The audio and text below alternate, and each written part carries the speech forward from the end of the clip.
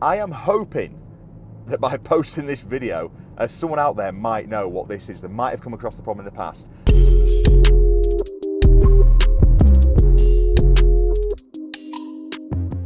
Good morning, good afternoon and good evening. Welcome back to the channel. I'm on my way into work and I'm late again.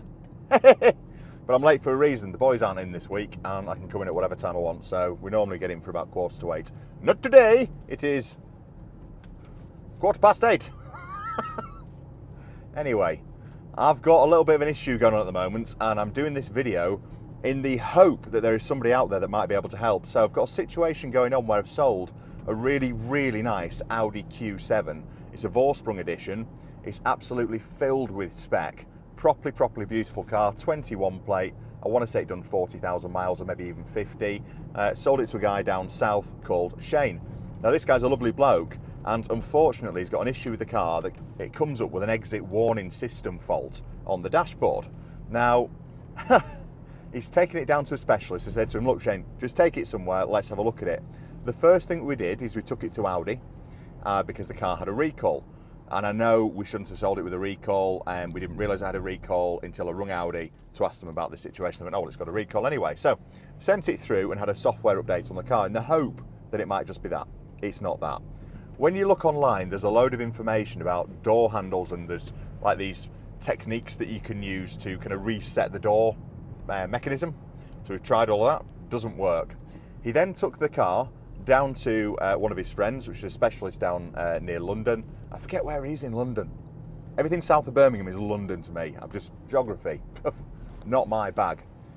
Anyway, took it down to this specialist, and the specialist has looked at the car, taken the steering wheel off, and he's done a code scan and everything on it, and he's saying that there's a fault with the module in the steering wheel. Now, it would appear that you cannot buy the module separate.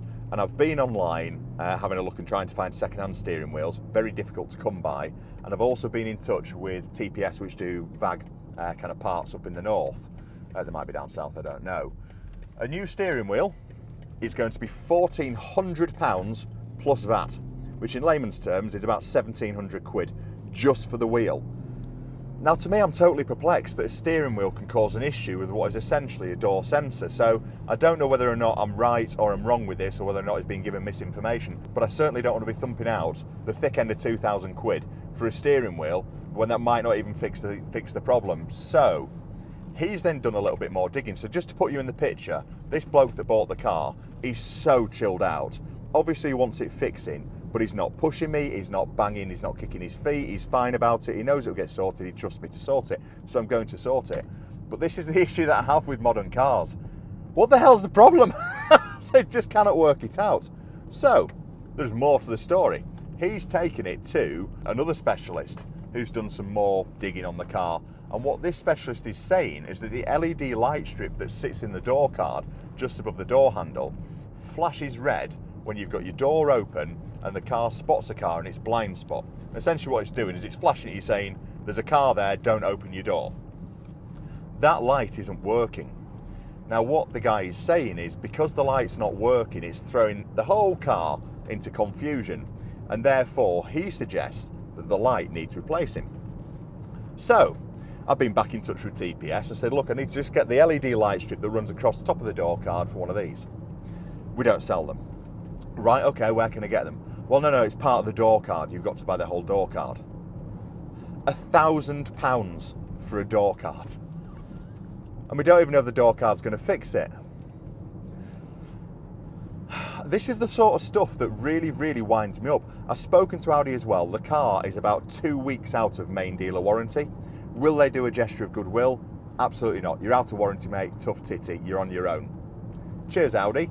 So they don't want to come to the party. They don't want to explain what the problem is. I don't think they'll know what the problem is because, let's face it, their technicians are mainly young lads and lasses. And this is what annoys me about main dealers. You think you're kind of paying for expertise, and most of the time you're not. I know there's some really quality people that work there, but as a rule, let's face it, it's people that are inexperienced, which is why I prefer a specialist. So the problem I've got now is, which side of the coin am I going to land on when I toss it here?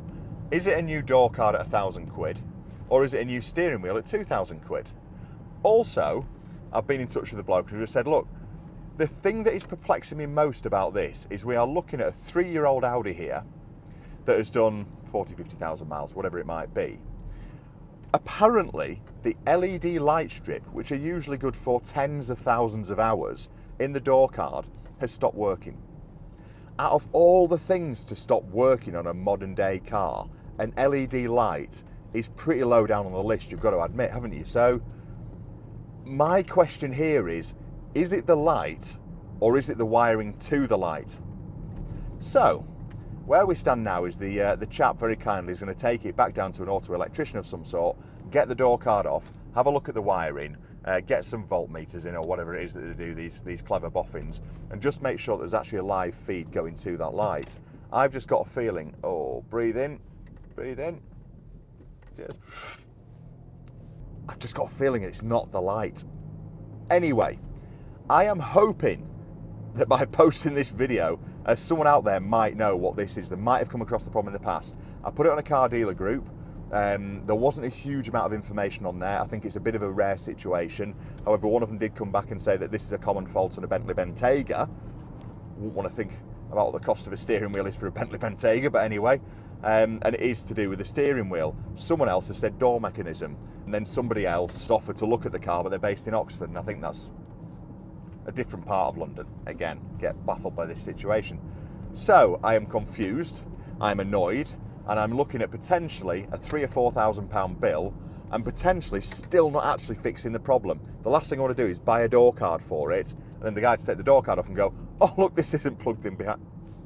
Anyway, it was working when I had the car, it was working when I sold the car, and it's just stopped working on him, but it stopped working fairly early into his ownership, a couple of days in. We're now sort of 2 or 3 months down the line. If I was him, I'd be starting to get annoyed. There's obviously a little bit of panic to try and get this sorted out, but I'll be damned if I start launching the parts cannon at this car, especially when they're charging £2,000 for a steering wheel and £1,000 for a door card. It's so frustrating, this job. You can't, like, people criticise, if you sell older cars, you have problems. It's just the way it is. If you sell newer cars, you have problems, but they're really bloody expensive and difficult to fix. There's no car out there. The problem is cars are crap. They're just crap. All of them. They'll all give you a headache. What's the most reliable car to buy? There ain't one. They're all crap. That's how I feel this morning. Anyway, very short video for you there. I'm hoping that somebody might be able to help me, and somebody might have a comment where they've had this before. And if you do, please get in touch, because I am banging my head against a wall here, and I've been here before chasing issues and throwing money into parts at cars, and I just don't want to do it again. So I'm heading into work now. I've got loads of stuff I need to do. I've got a finance broker coming in this morning to discuss some bits. I've got a Porsche 911 that I need to get onto Strasser in Leeds, which are a Porsche specialist for an oil and filter change. Then I've got to pick up a Panamera that's with them at the moment, that's done a gearbox in. So we've ordered a load of bits for it. That's going to come back to mine because they've not got enough storage. I'm going to have to find somewhere to put that car. Then I'm going to have to get back on the train over to Leeds to pick up the 911 from Strasser, because they don't have any room to keep any cars over there, which is fair enough. They've got a pretty small setup in that respect. And then I've got a haircut at 12 o'clock, and I've got lots of other bits I need to be getting on with. Needless to say, it's going to be one of those days today, and this is meant to be a week. Oh God, I've got the Ford KA going out. Yeah, it's not going to be today, Strasser. It's going to have to be tomorrow. I'll give you a call. Anyway, I'm hoping someone might be able to help. And I'm sorry it's a bit of a boring one today, but I've just got a real head scratcher. I'm hoping that there is somebody out there, a follower, a subscriber, someone who comes across this video that might have had this problem before, and can hopefully point me in the right direction, crucially, so I can just get this customer happy again. Anyway, until next time, I thank you for watching. Cheers.